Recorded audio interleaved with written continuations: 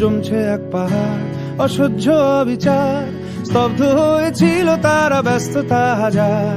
তাই যে নাই খেয়াল পেছনে দেয়াল, যে যেমন সে নিচ্ছি মেনে নাম দিয়ে কপাল। কেউ মরণ অকাল, কেউ ভয়ে কাতর, কেউ বাণীর উপায় বা সহায় হয়ে পাথর। আর কবে, আর কবে, আর কবে, আর কবে, আর কবে, আর কবে, আর কবে, আর কবে, আর কবে, আর কবে, আর কবে, আর কবে কণ্ঠ শক্তি পাবে, আর কবে, আর কবে চিত্ত